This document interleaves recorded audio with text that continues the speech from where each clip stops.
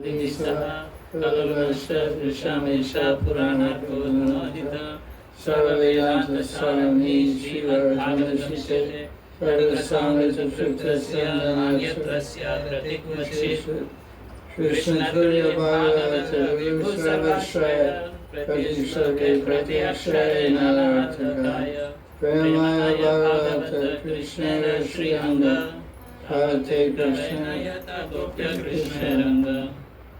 This is Bhagavatam class, May 9th. Yes, Guru. May 9th, 2026. And we're discussing 9th Canto Bhagavatam, chapters 7 through 9.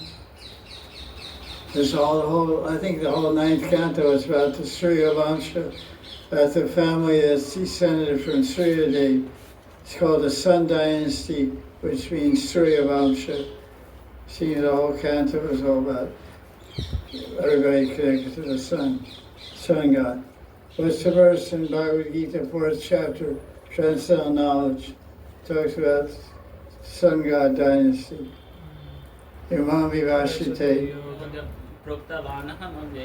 Yeah,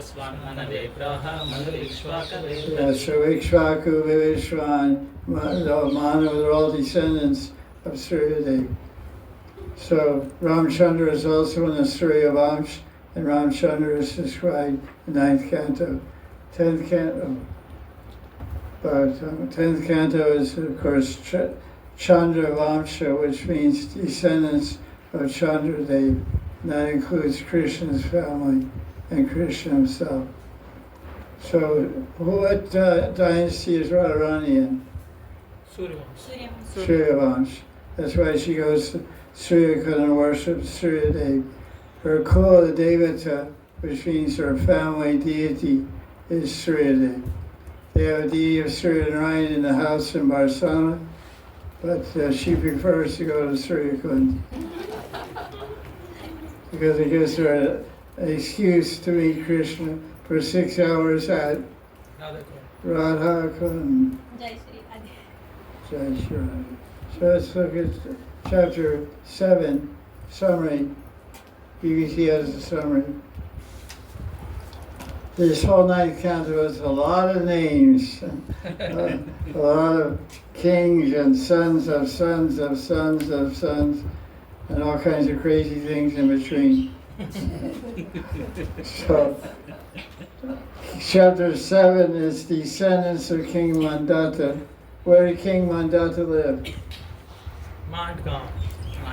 Matgaon, which is opposite Keshighat in Vrindavan. And that's where Sobhari Rishi was off of Keshighat in the middle of Yamuna doing austerities. And he decided he was tired of that. Want a little more action. So he went and picked up 50 wives, keep him busy. And then they were the daughters of King Mandata. So the most prominent son of King Mandata is Ambarish Maharaj. We already heard about the story of Durvasa Muni and Ambarish. And Durvasa Muni, of course, was living also in Rajmandal, opposite Vishram God in Mathura. This Ambarish is different. Oh, excuse me. What? This Ambarish is different than that. Oh, excuse me. He is Nabhaga's son. Oh, yeah. Okay, a different Ambarish. Sorry about that. I got confused. So it's like there's maybe hundreds. Like sometimes people say, like at ISKCON, they have a thing. They have some people have 5 names. My name is Nitai Gauranga Radha Krishna Das. You know, because they think you can't have 2 people of the same name. Like for example, in Radha Kund there's like 10 Advaita Dasas. So everybody knows which one.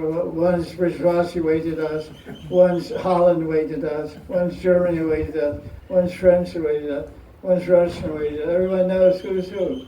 You don't have to give different names. Just like my friend Mukunda, my godbrother Mukunda Gopal, he's in Amsterdam, and his wife is she's pregnant, and I said, he said they're going to have a kid. I said, you're going to have a boy, his name's going to be Gopal.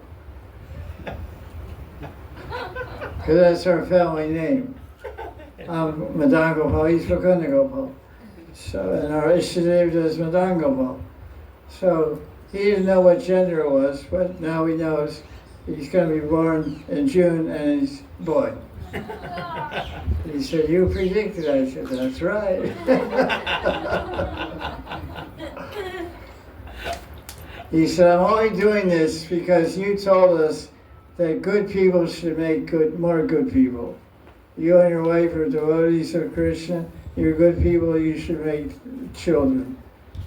Otherwise the world will be full of demons. So, like one good person was the son of Gaur Mohan Dey. Who was that? Abhay Charan De. Abhay Charan Dey, who was famous as Srila Prabhupada, and how much good he did for the world and is doing for the world. One person. So one good person can help thousands and lakhs of people. Yes. So every potential son or daughter is a well-wisher for lakhs of people. That's an interesting way to think. Yes. My one son or my one daughter may help liberate thousands and lakhs of human beings. That's a very good contribution. Anyway, so this is some of the Amrish. Then his son was Sri Shankhu. And Sri Shankhu's son was Harish Chandra. Harish Chandra was very famous in ancient Vedic histories, in Puranas. They often talk about Harish Chandra. And he couldn't have a son for some reason, Harish Chandra, so he worshipped Brunadev. Brunadev is the devata of waters, oceans, etc. And he blessed him to have a son. So he had a son, but then Bruna said, you have to give your son as an offering to me. Human sacrifice, I'm going to use your son for a sacrifice. So son didn't think that was a good idea. So son ran away. And Harish Chandra got cursed by Bruna to get some disease called dropsy. What is dropsy? I don't know what it is. Dropsy. I think it's like, I don't know what, some kidney disease. Your body swells up or something. Look it up. D-R-O-P-S-Y.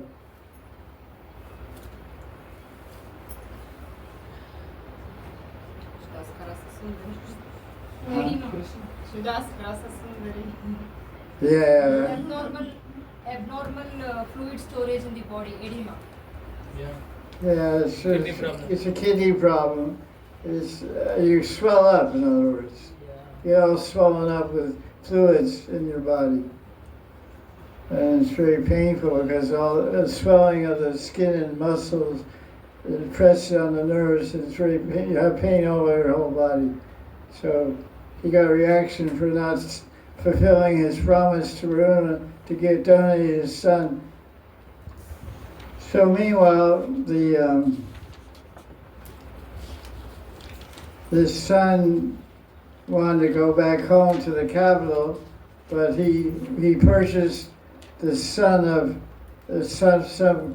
some boy he purchased named Shinashepa. And he donated that boy to his father, and his father gave him to Runa.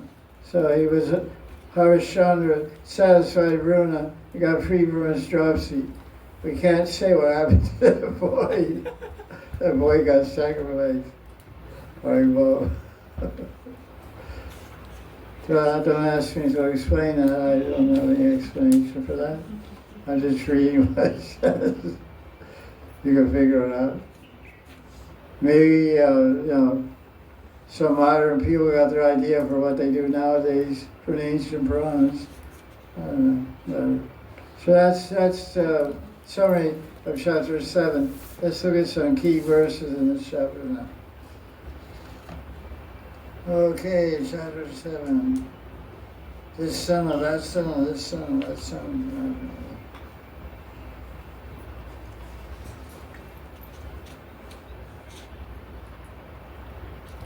So Vishnu says in summary of this chapter that King Harishchandra satisfied Runa with a human sacrifice, not his son. Somebody stood in for his son. That was good. His son bought his way out of sacrifice. That's India for you. Money works everywhere. Harishchandra's son was supposed to get human sacrifice, and he bought some other kid, with his money, and said, Runa, take him instead. So Runa didn't really care which kid it was. He was happy to get some kid, so he freed Harishchandra from a disease and saved the life of Harishchandra's son, which was named Rohita. Okay.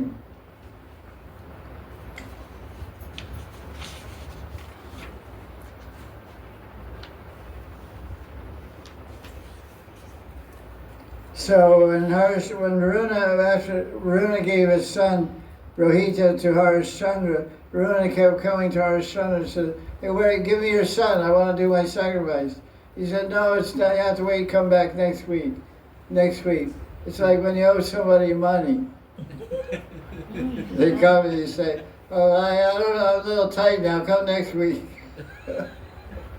They come next week and next week. And Runa got a little fried with Harishchandra. This is also a very Indian thing.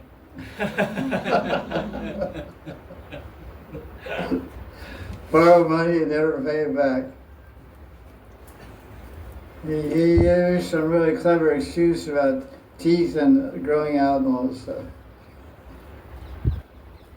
Delay the time. Okay, he went to the forest. Okay. I very much covered in the summer. We covered everything in the chapter pretty much. Because it's not much philosophy. It's just a story about these different things. About the sacrifice and getting his son and all that. That's the whole chapter ends that way. Not much going on there. Basically, what's the point of this chapter? It's to show that in ancient Vedic culture, everyone accepted a higher authority. There's higher powers.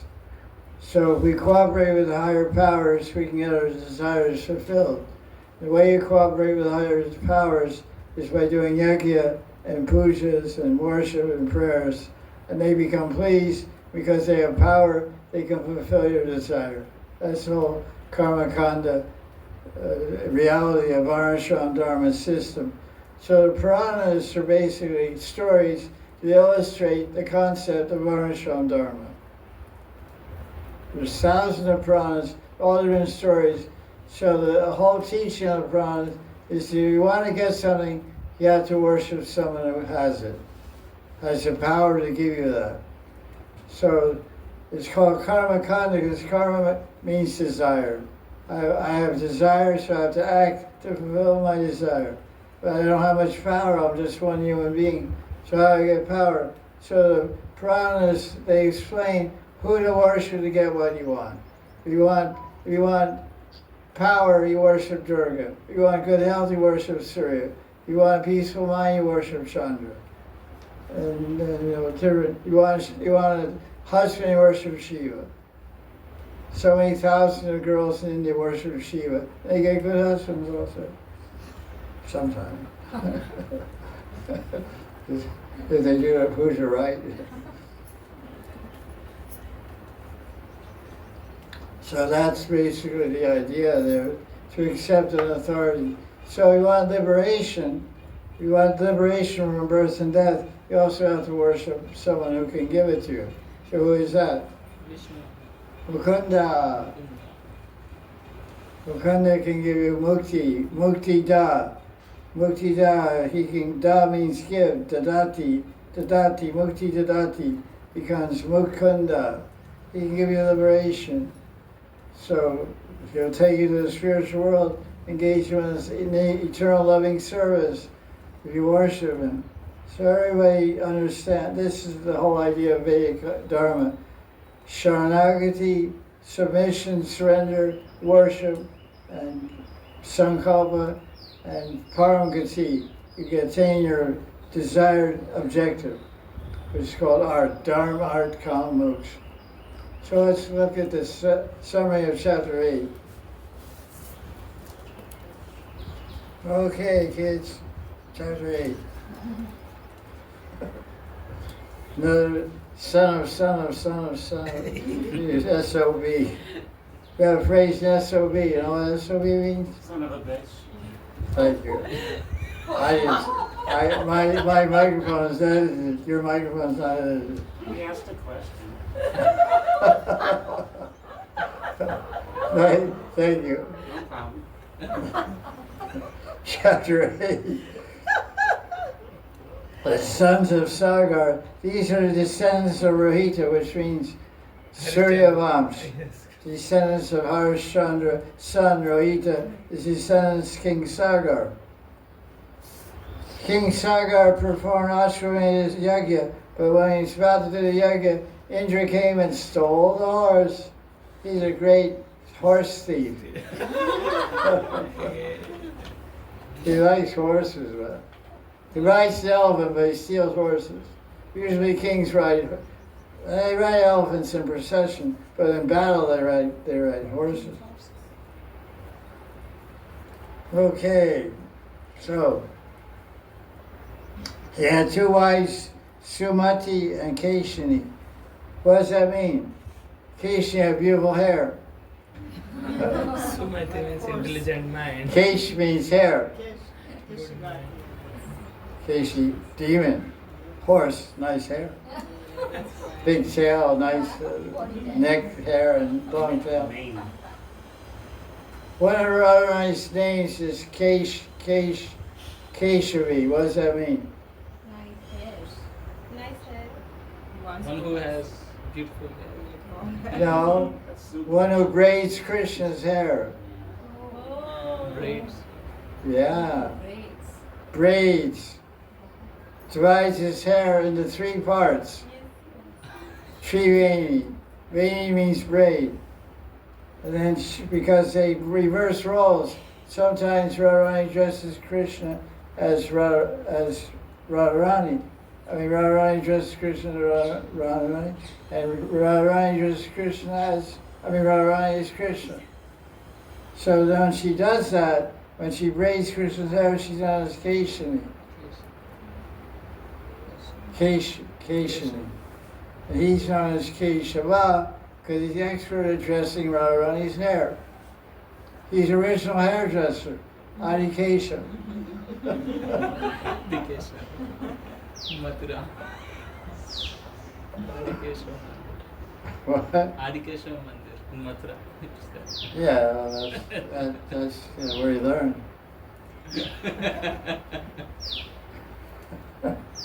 You learn hairdressing there. Okay. So Sumati means what? Good mind. Good Too intelligence. smart. Bhati means intelligence, Sumati means good intelligence. So it's not good to have a wife like that.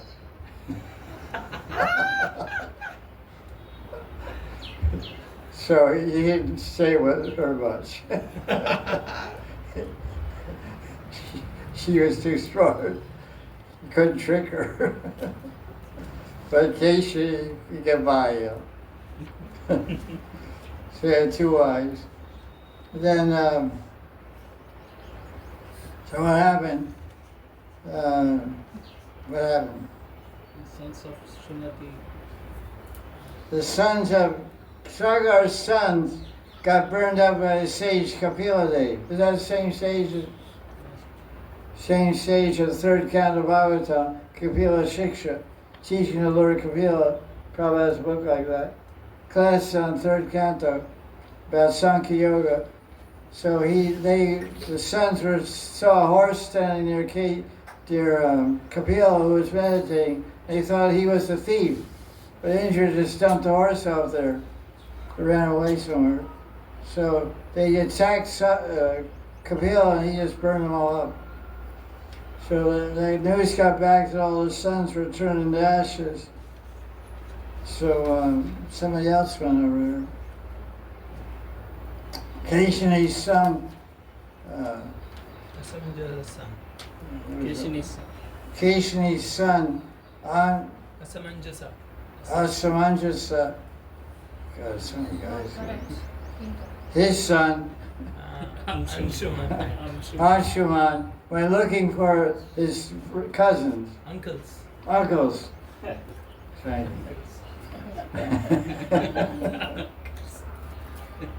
He found a pile of ashes instead of his uncles. And he struck a pill and figured out he did it. And he took the horse and prayed for the deliverance of his uncles. And Kapila gave an idea: your uncles can get delivered if the Ganges, the Ganga, comes from the heavenly planets and comes here and touches their ashes. So he tried to bring the Ganga here, but he wasn't successful. So then what happened? Chapter ends. Chapter ends, Gurudev. Yeah, chapter ends. That's the answer to the question. Ends like that? Yeah, it's like that. That's a little anticlimactic. Well, Next that's it's a drama, Yeah, its history isn't always, logical. yeah. Okay. Okay, let's get into this one. Okay, chapter 8. Oh, basically the summary covers the whole chapter. The ashes, it's like there's no commentary. I mean, Vishwanath looks at his shadow. What am I supposed to say? This guy is son of that guy, burn up that guy. Oh, mystic power, and These don't assume anything. They assume he stole the horse. So assumption is bad, huh? yeah, that's true.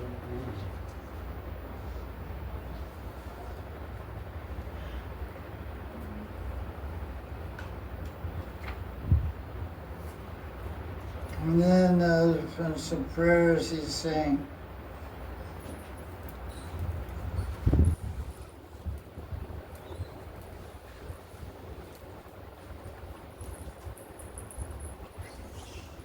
Who's he praying to? Kapila. Oh, it's so Anshuman. Anshuman met Kapila Muni. He understood he's some kind of avatar of Bhagavan or Vishnu himself. He saw him like that, so he offered respects and all kinds of prayers. And he said, I'm bewildered, how can I think of you? But then he said, I respect you, but my heart is bewildered by lust, anger, greed, envy, illusion. I'm wandering about in houses in this world made of Maya, thinking it's real. But simply by seeing you, the strong ropes of illusion have been cut. So that's the power of darshan. It's called Sadar Prabhav. The influence, the power of darshan, of Sadar. It's a principle which is part of Indian culture and also Vedic culture. It's called darshan. Every year, and there's Kumbh Mela in India, in Magh Mahina, January, February, the coldest month of the year. And they have, there's 4 places where there's Magh Mela, Allahabad, Ujjain, Hardwar, and Nasik. They say that, what do they say? Some parts of Durga are there or something like that. Some parts of nectar. Nectar pot. Well distributed. Yeah, when Mohini Murti was, carrying the nectar that was churned from the milk ocean, the demigods, the deities were trying to grab the pot, and she was running around here and there, and 4 drops fell out of the pot. And the drops landed in Ujjain, South India, Hardwar, North India, and Northeast India, Allahabad, and Haridwar. Nasik. Nasik, South Impact. Nasik in South India, somewhere. What state? Maharashtra. Maharashtra, Bombay side. Maharashtra. So this nectar falls there every year during Kumbh Mela, and people bathe there to get mukti. So, what was I saying? Darshan of sadhus. Oh yeah, darshan. Thank you. So every year, millions of people. I also attended there in 1989. I spent 1 month in Allahabad. And also in 1992, I went for a week. Somehow I ended up there. It's a pretty story, but the thousands of, there's millions of people, they're all going there for two things, for snan and darshan. Snan and darshan, take a bath in Triveni, Ganga, Yamuna, Saraswati, confluence, and to take darshan of sadhus. They just come and look and go away. Sadhus are giving some pravachan or just sitting on an asana meditating. They just come and take darshan. Because they know by culture, and they know by Puranic stories, that just by seeing a sadhu, thousands of reactions of sins are destroyed, just by darshan. That's how powerful they are. Just like seeing the sun destroys all the darkness. At nighttime it's all dark as soon as the sun, all the darkness and illusion and ignorance at nighttime, inability to perceive, is destroyed as soon as the sun rises. So all the illusion and ignorance of identity, illusion of attachment to the material body, the material families, the material world is destroyed by the sunshine of the darshan of sadhu. That's the power of sadhu darshan. So it's very, like so many people, I'm here in the same place, in India a long time. So many people come to see me. I said, how can I serve you? Oh, we don't like it, we just want your darshan. I said, that costs 1,000 rupees. You have to pay at the door. You have your ticket for Maharaj? He sells tickets at the gate. Like the two-man circus. Ramajoti circus.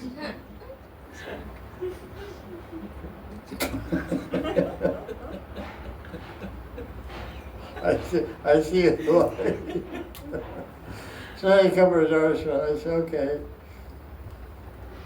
So usually, because darshan has two meanings, to see and to see. To see physical reality and to see metaphysical reality.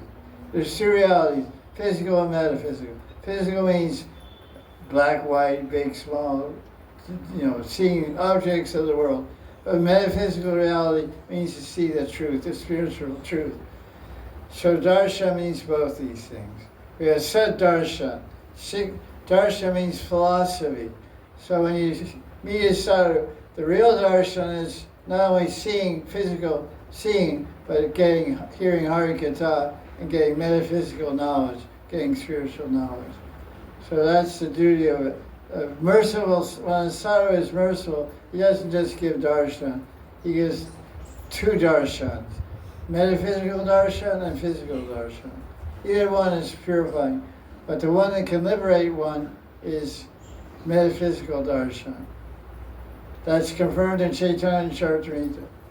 Sadhu Sangha Sarva Shastra Koi Lava Matra Sadhu Sangha Sarva Siddhi. Sadhu Sangha Sarva Siddhi Hoy.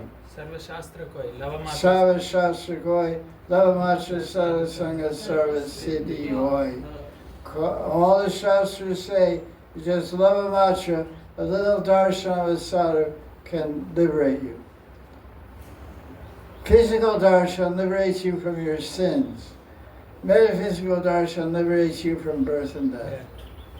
That's the effect of two darshans. So this is the power of sadhus.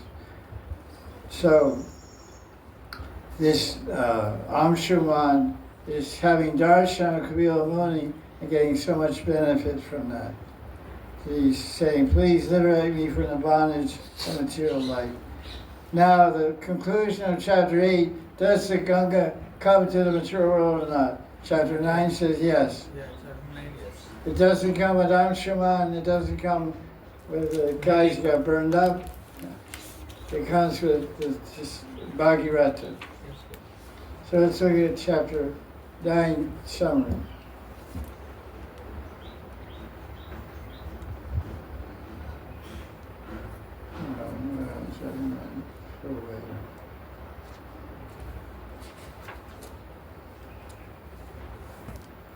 Hey, go ahead now. Okay.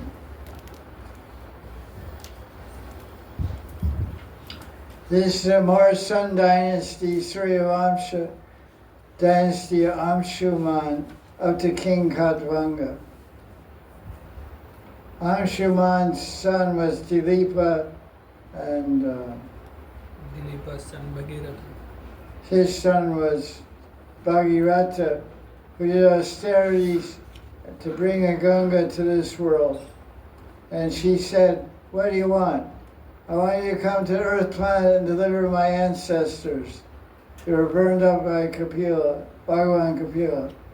She said, I'll come on two conditions. TLC, no, TNC, what? Terms and conditions. TNC, Yes. terms and conditions. Check the box. Yes, no, yes. So she said,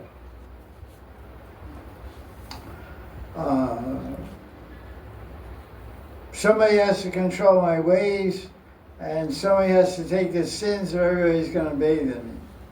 So Bhagirati said, Bhagavan Shiva will control your ways and take your power, your water on his head.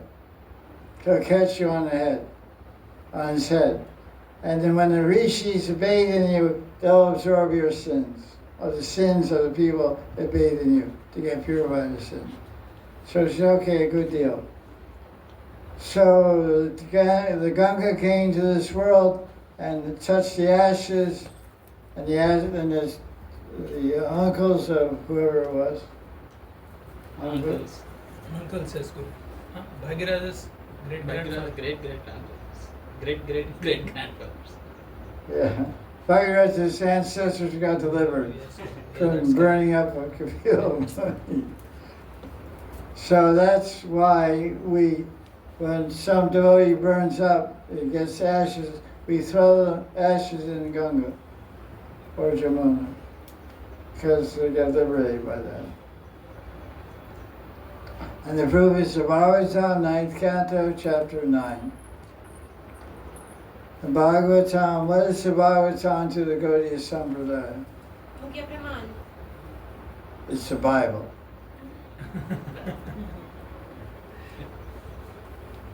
It's Mukhya Pramana, it's the main reference. Anything that doesn't agree with the Bhagavatam, we reject it. This is the statement of Jiva Goswami in the Sandarbhas. If some other Purana says something different than the Bhagavatam, we say Haribol. Bhagavatam is everything. Bhagavatam is a fantastic book. So, and all the sons of Bhagirata, they did all their stuff here. Some guy named Sodas, he was cursed by Vashishta. Who is Vashishta? Vashishtha Muni Who is he? I know he's a Muni, that doesn't tell me who he is. just one sage He's He's a guru of Ramchandra. family. Hello, Yeah, yes. good morning. Who's the guru of Vasudeva and Devaki? Gargachar, Gargam. Gargam. Gargamuni. Who's the guru of Nanda Baba? Bagurish. Bhagavad Rishi. Who's the guru of Krishna? Sandipani. Sandipani Muni. Who's your guru?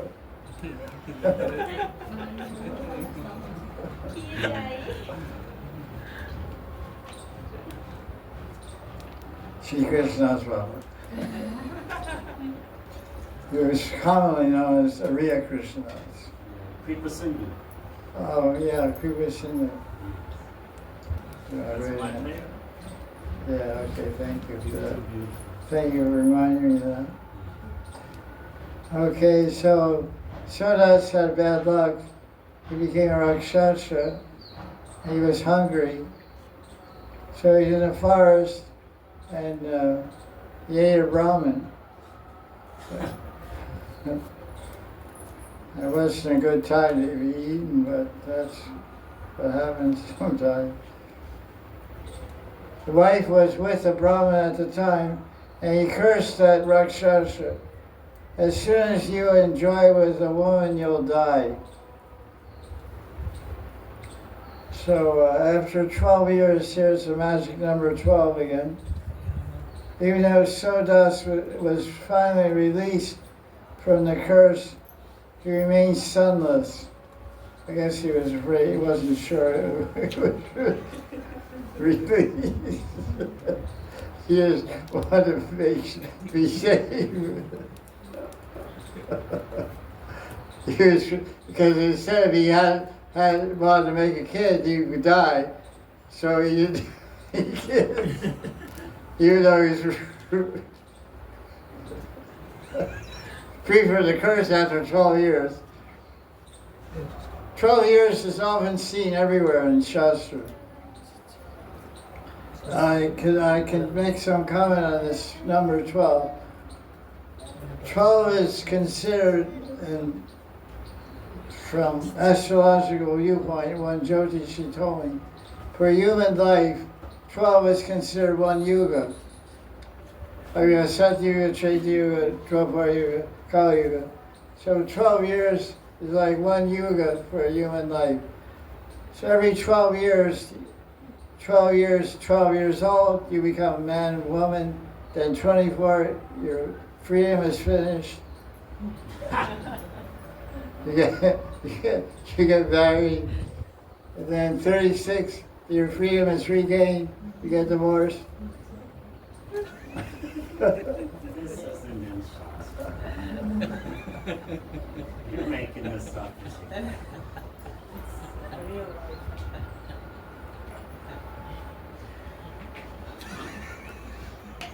No, it's true. What's the real thing for 36? 36 we don't mix. Okay. I don't know, whatever, I don't know what we do. Do tricks. 36 you do tricks. The thing is that 12, seriously, 12 is one yuga. So whenever you read Shastra, you always see they did 12 years of meditation. 12 years is 12. You keep this figure in mind, 12 years, you'll see it a lot in Shastra. You did do 12 years this brata and got perfection. So what this means is this.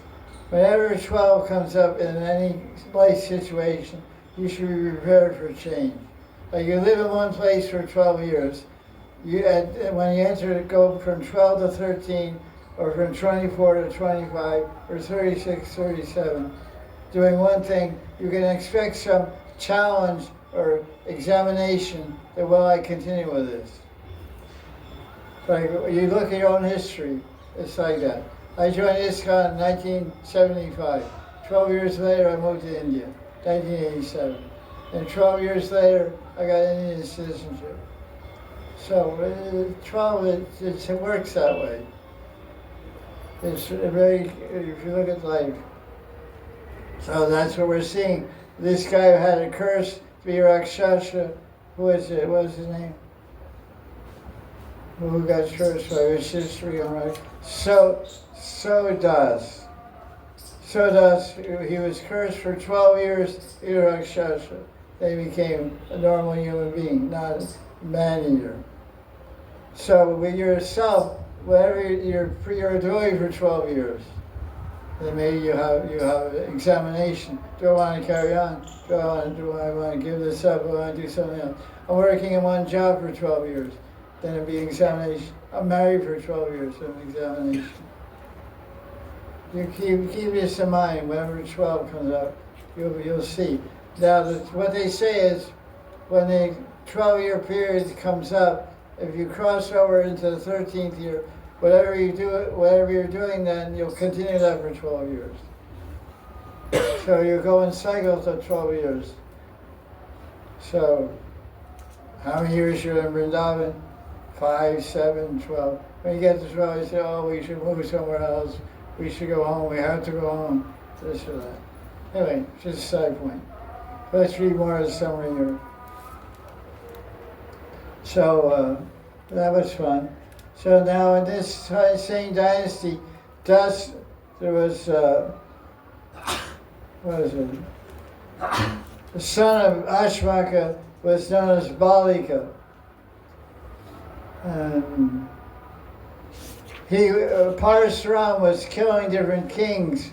Parasuram, that was his job, to kill all the negative kings in the material world. So this king was known as Balika. He didn't get killed by Parasuram. Why not? Because he hid himself in Antapur. He made a covet show of ladies. He surrounded himself with women. Kavacha means armor. Kavacha means protection. Narayan Kavacha, Nishinga Kavacha. Kavacha means it's a protection. So that's good protection. Shroud yourself. So Parasuram. Yeah, right. Another exploitation of women. Right? No, but they weren't killed. That's the good news. Parasuram spared them.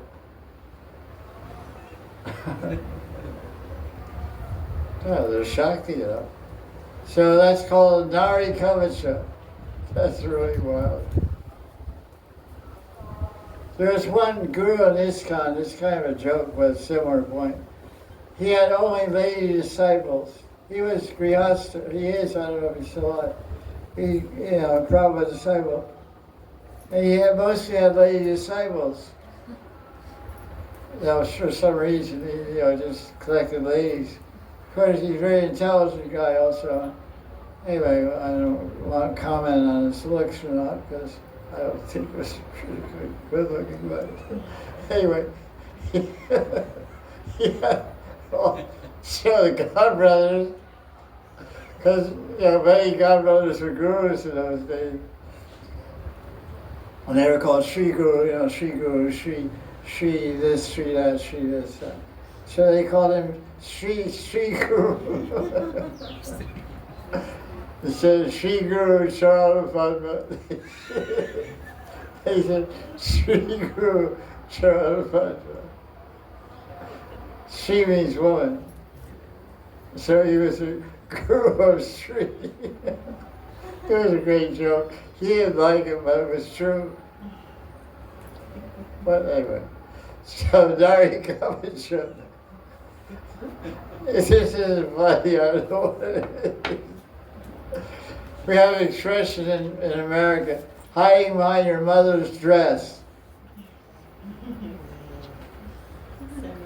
Two little kids, 2 8-year-old kids are fighting. And one kid beats up the other kid. He runs home. Said, "Well, gonna go home and hide behind your mother's dress." So you hide behind your mother's dress.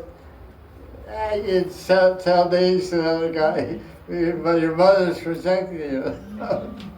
Hide behind your mother's dress. So that's the expression out of America. When you're trying to get somebody to fight you. Hey, you're so weak. You hide behind your mother's dress. Oh yeah, boom.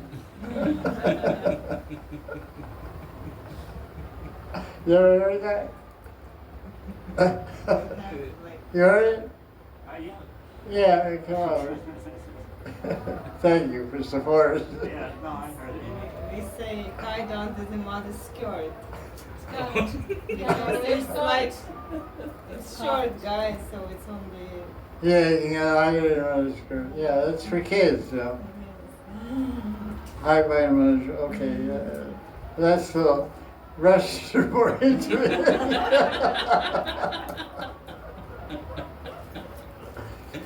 We're more formal in America.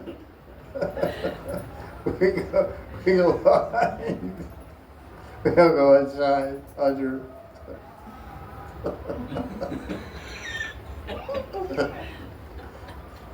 Interesting cultural exchange, huh?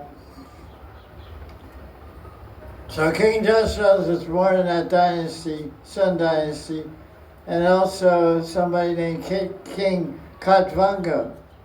He was fighting Asuras on behalf of the Devatas, and he asked for benediction from the Devatas. He was an earthly king, but he went to the higher planets to fight on behalf of the Devatas. So they told him, he said, you won't let you live for one more Muhurta. It was 48 minutes. So he left the heavenly planets and came back to his home on earth. Engaged in Hari Bhajan and got liberated. So let's see what the key points of this chapter are. Chapter 9.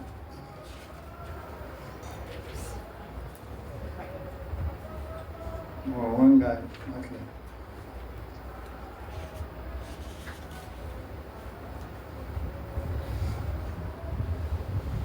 I'll go in and shoot out of basically the same old thing.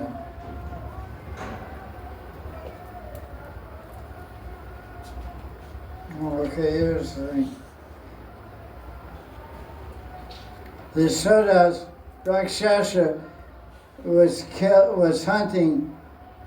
He killed a Rakshasa, but let his brother go. The brother left and wanted revenge. So that Rakshasa became a cook in the king Sodas's house. One day the king's guru Vasishta came for dinner, so that Rakshasa cook of Sodas served human flesh to Vasishta. Really fired up the time, huh? And Vasishta got very angry and cursed Sodas to become a Rakshasa, because he is responsible. King, the boss, is responsible for the servant's action. So Vasishta didn't curse the cook, he cursed the king. But that's the law of Madan Samhita, that the boss is responsible for the workers. Like the sins of the guru, sins of the disciple are absorbed by the guru, or taken on by the guru. The sins of the children are taken on by the parents until they get a certain age. So Vasishta understood they were served. When Vasishta understood the human flesh was served by the Rakshasa, not by the king, he made the king's curse of being Rakshasa end after 12 years. We already read that in the summary, but that's a little more detail. Why you got cursed to become Rakshasa. Because Rakshasa eat human flesh. So apparently they've been around for a long time. They're called cannibals, right? Cannibals.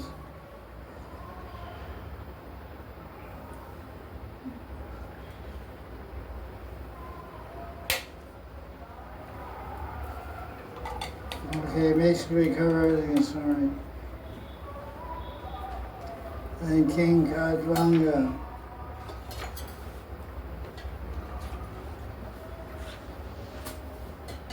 Oh, that's a good idea.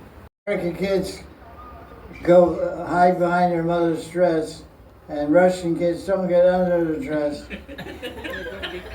They can hide behind the dress also. So whether it's Russian kids and American kids do behind the dress, I don't know. They also fight, I guess. So King Kadvanga got the news that you only have 48 minutes to live, so he was singing, "My land, my wife, my kingdom, my children, my wealth are not dear to me as Bhagavan." He's just his mind is being revealed here.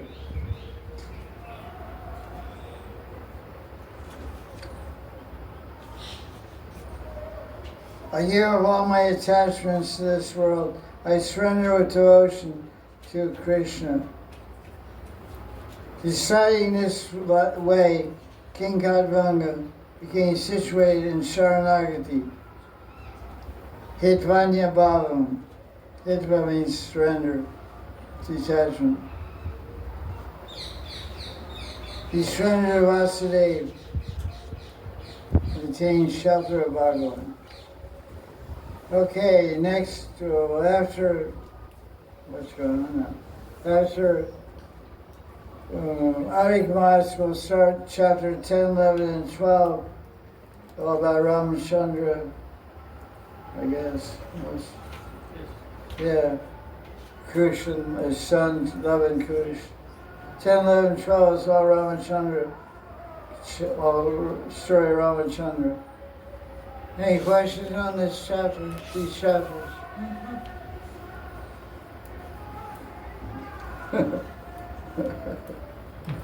No comment.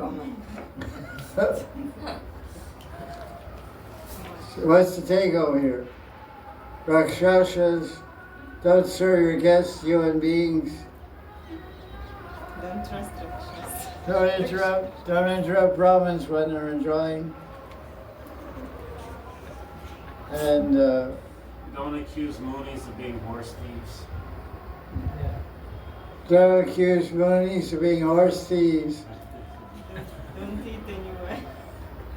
And you want to be safe, surround yourself by women. Women are axe armor.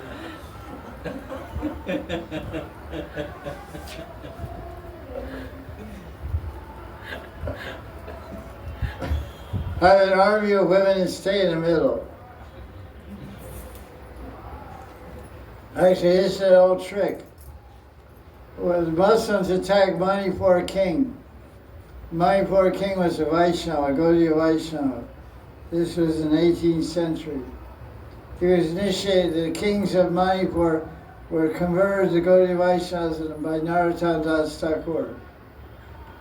And when the first king that became a disciple of Narottam Das Thakur, he made Bengali the official language. Written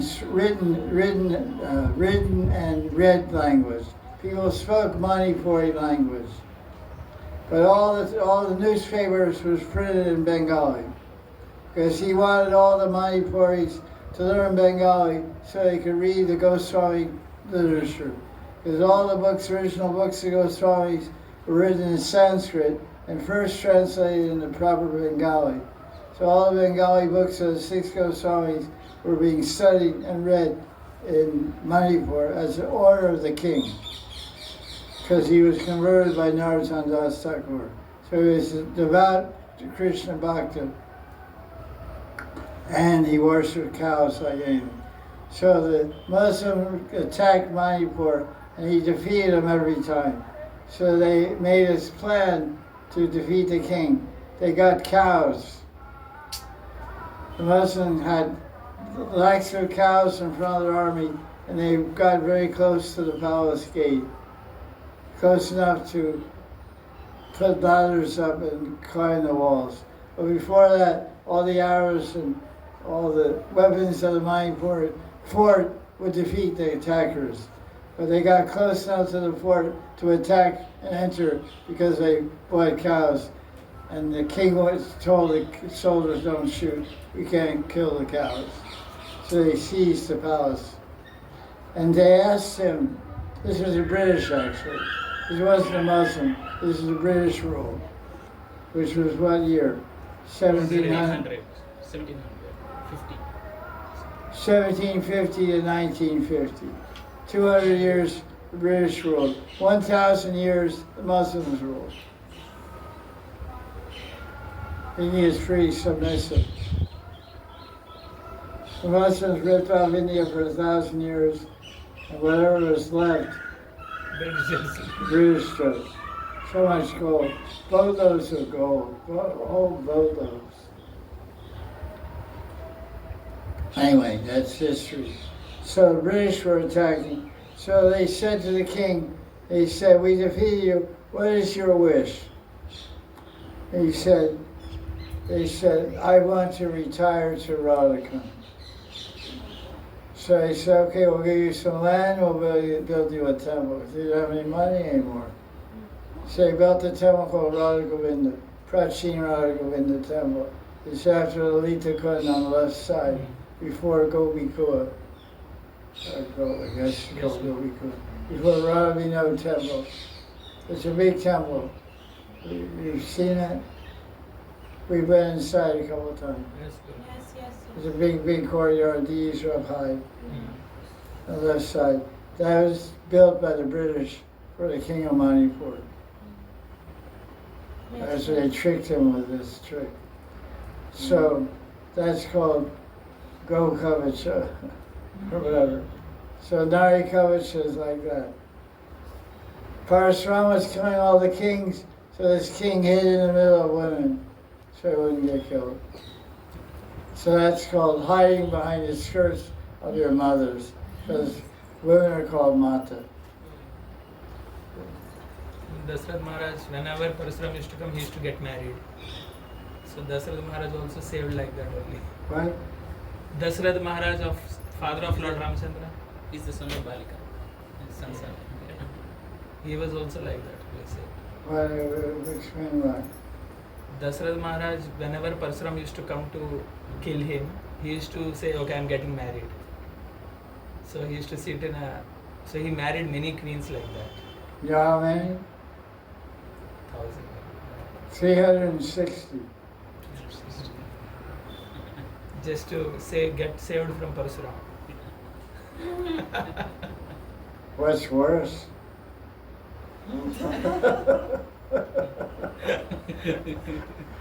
I mean, it's like death either way.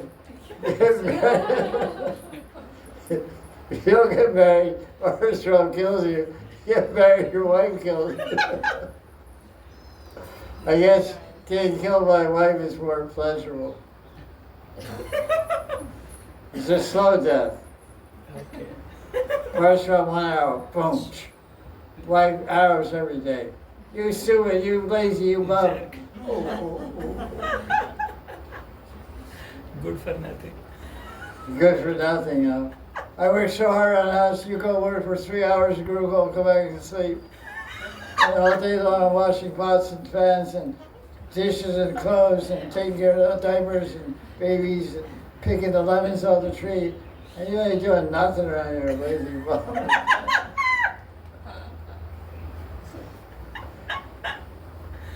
So that's the thing. Parasuram also escaped, Dasarath also escaped the wrath of Parasuram by whenever Parasuram came to kill Dasarath because he was a king, he was killing all the kings.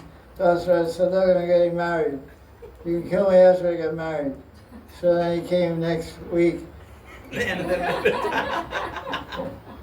He said, "You know how many times you get married?" I'm rich, I'll marry many queens. He is a grandson of Balika. He's a grandson of Balika. What does that mean? Dashrath. Balika also got saved by keeping. Oh, that's oh, it's a family trick. That's right. American daughter something. I know.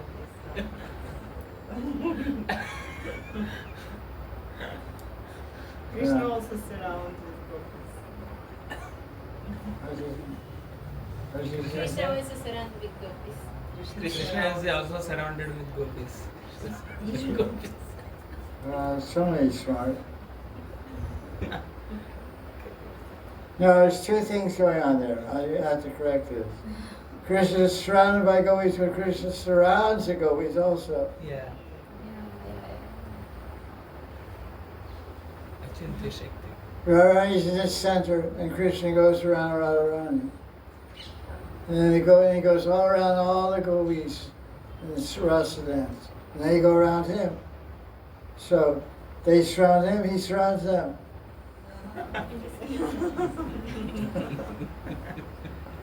It's not just that way. Protects himself from judgment. So any more unrelated comments? Off-topic comments? Jokes, anecdotes, anecdotes.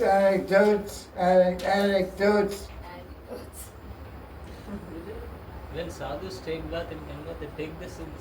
That's what. When sadhu what?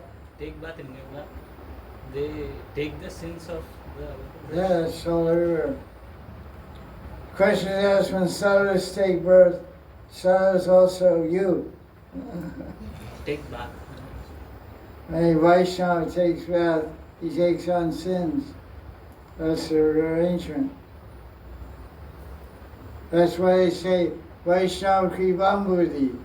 Vaishnava Kripambudhi. Ambudhi means ocean, Kripa means mercy. Because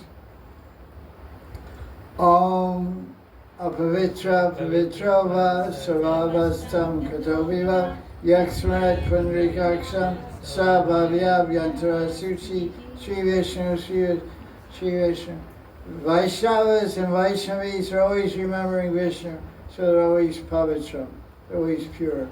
They purify anything impure, they purify.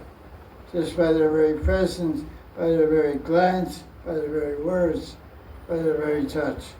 It says in story of Ambarish Maharaj, it's the 9th canto, it said, the verses there said, he purified his sense of touch by touching Vaishnavas. He purified his sense of sight by seeing the Murti. He purified his feet by walking to the temple, going on Prikma.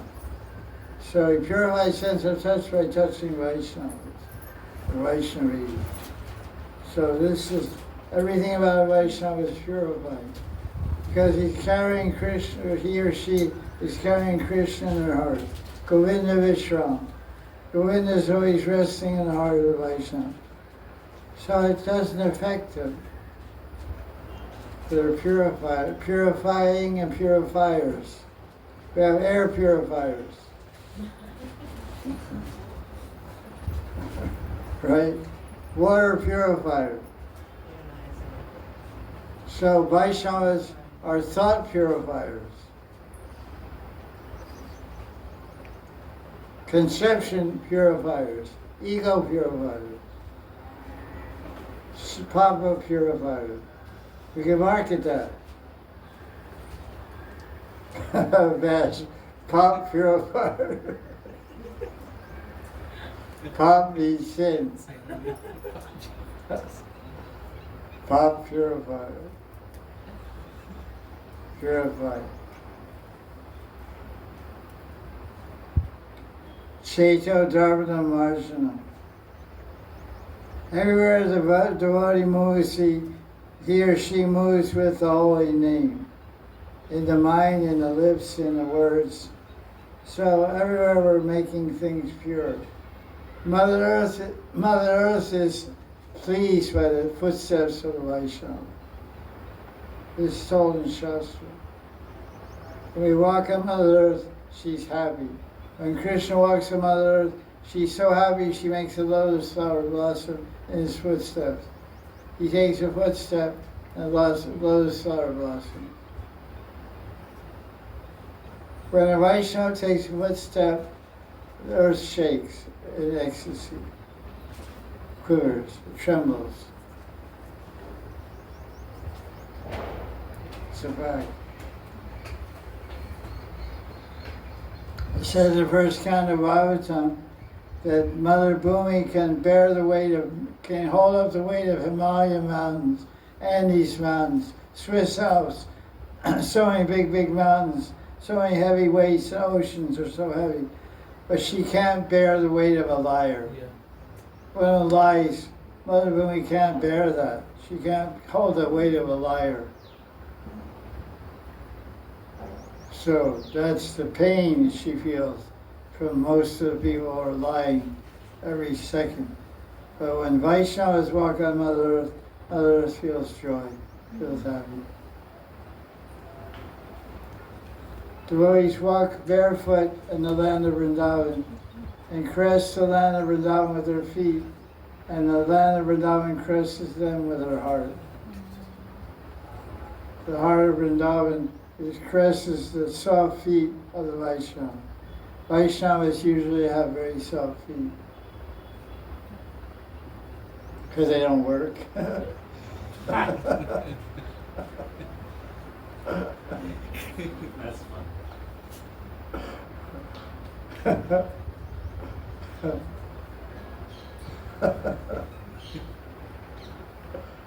We do sadhana, not karma. One is karma, that's work is karma. We do sadhana, that's prema. Sadhana is prema. It's no work. It's called seva. Vaishnava seva.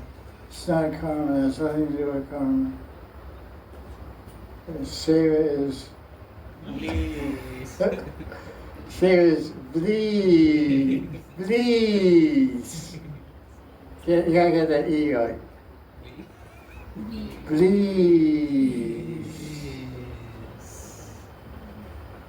Jai Jai Shri Radhe. Prasad, where's Prasad? Jai Gurudev. Thank you so much.